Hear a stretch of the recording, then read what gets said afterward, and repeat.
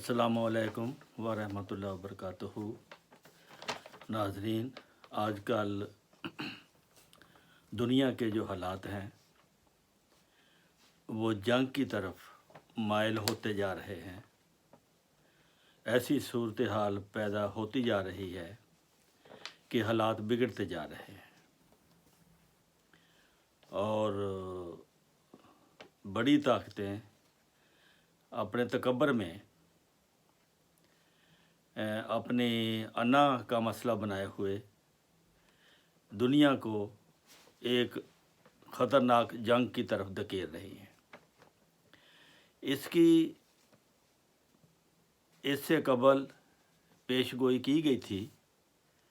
1967 में हज़रत मिर्ज़ा नासिर अहमद साहब ने एक पेशगोई के रंग में फरमाया था, आजकल बिल्कुल वही हालात पैदा हो गए हैं जो हज़रत इमाम मेहदी अलैहिस्सलाम ने तीसरी जंग के बारे में हालात की खबर दी है। वो तीसरी जंग और आलमी तीसरी जंग की खबर जो पहले दी जा चुकी है वो पहली दो आलमी जंगों से ज़्यादा तबाहकुन होगी। दोनों मुखालिफ ग्रोह अचानक एक दूसरे से टकराएंगे और हर शख्स दम बखुद रह जाएगा। दो ताकतें कौन हैं? रूस और उसके साथी, अमेरिका और उसके दोस्त।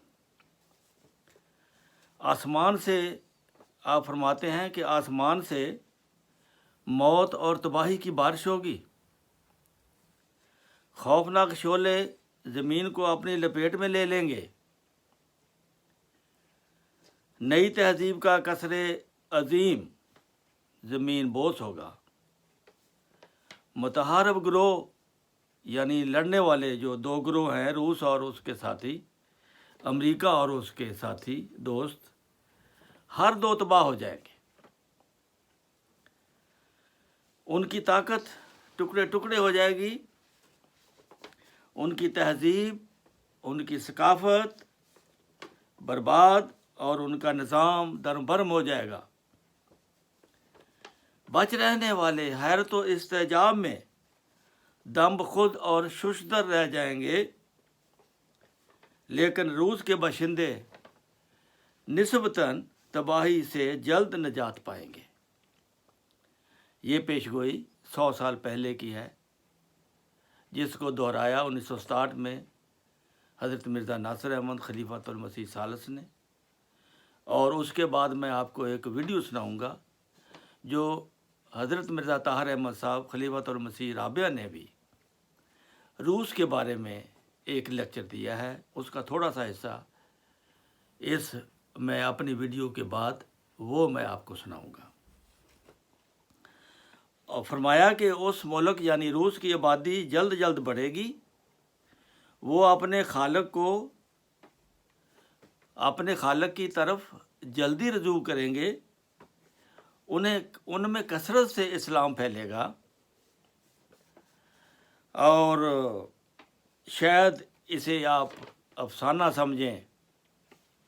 दोनों वो कौम जो ज़मीन से खुदा का नाम और आसमान से खुदा का वजूद मटाने की शेखियाँ मार रही थी, यानी रूस जो खुदा को भी नहीं मानता, वही हल्का बगोश इस्लाम होकर खुदा ताला की तौहीद पर कायम हो जाएगी।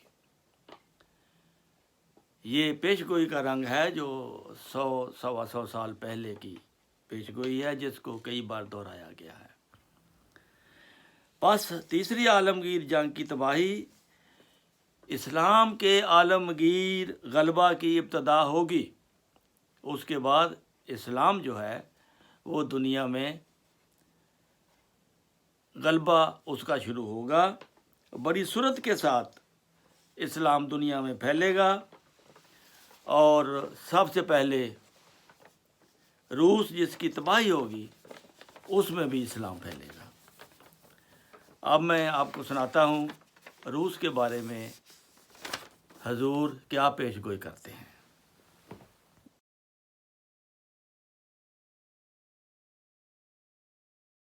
تو روس کے متعلق میں آپ کو بتانا چاہتا ہوں کہ یہ خیال دل سے مٹا دیں کہ یہ کمزور ہو گیا اور ٹوٹ گیا. یہ دوبارہ ضرور ابھرے گا. روس کے اندر وہ طاقت کی اکائیاں موجود ہیں جن میں دہائیاں بننے کی صلاحیت موجود ہے.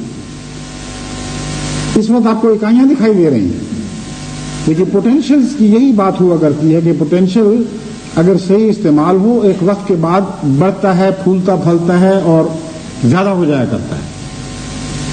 روس میں بڑی بھاری طاقت کی اکائیاں موجود ہیں اور گزشتہ 70 سالہ اقتصادی غلطیوں کے نتیجے میں روس کو جو نقصان پہنچا تھا یہ دائمی نقصان نہیں ہے. روس نے لازماً ایک بڑی طاقت بن کے ابھرنا ہے، خواہ تمام ریاستیں اکٹھی رہ کر ابھریں یا الگ الگ رہ کر بعد ازاں دوبارہ ایک دوسرے کی طرف گریویٹیٹ کریں، ایک دوسرے کی طرف جھکیں اور ایک بڑی وسیع پیمانے کی کانفیڈریشن بنا لیں. لیکن جو بھی ہوگا اس علاقے کی تقدیر میں دیکھ رہا ہوں کہ آئندہ زمانوں میں اس نے ضرور اہم دنیا میں کردار ادا کرنے ہیں. اس لیے روس کی طرف میں جماعت کو توجہ دلاتا ہوں، اس کے لیے بھی دعائیں کریں، کیونکہ اس سے پہلے جب کہ روس کا حلوہ ساری دنیا میں پھیلایا جا رہا تھا اور مغربی پروپیگنڈے کے ذریعے اس کو دنیا کی سب سے بڑی انسان دشمن طاقت کے طور پر دکھایا جاتا تھا، اس وقت بھی یہ روس کا ہی فیض تھا کہ غریب ملکوں کو سانس لینے کی آزادی ملی ہوئی تھی. چھوٹے ہو کر بڑوں کو للکارنے کی طاقت تھی. یہ توفیق تھی کہ اگر ان سے ظلم ہو تو اللہ اعلان دنیا میں کہیں کہ ہم پر ظلم ہو رہا ہے. اور روس کی حمایت کا حلوہ تھا جو بڑی بڑی طاقتوں کو، امریکہ کو اور یورپ کی طاقتوں کو اپنے مقام پر رکھتا تھا. ان کی مجال نہیں تھی کہ اپنے مقام سے ہٹ کر آگے بڑھ کر کسی پر مزید ظلم کر سکیں. ظلم کے ہاتھ جو چل پڑتے تھے، وہ تیر جو کمانوں سے نکل چکتے تھے، ان کو بھی واپس لے لیا جاتا تھا. مصر میں کیا ہوا اس کی تاریخ آپ کے سامنے ہے. سویز کینال کے جھگڑے کے بعد کیا قصہ ہوا اور بعد میں کیا کاروائیاں ہوئیں، ان کی تفصیل تو بتانے کا وقت نہیں. لیکن بہت سی دنیا کے مسلمان اس وقت یعنی عوام دنیا کے لوگ ایسے ہیں جن کو یاد ہوگا، اور جن کو یاد نہیں وہ ایک دوسرے سے پوچھ لیں. اب مثلا پاکستان میں میں ساری تفصیل تو نہیں بتا سکتا، لیکن جمعے کے بعد باتیں ہوں گی تو پوچھیں ایک دوسرے سے کہ کیا ہوا تھا، تو وہ آپ کو بتا دیں گے کہ ایجپٹ میں کیا کارروائی ہوئی تھی.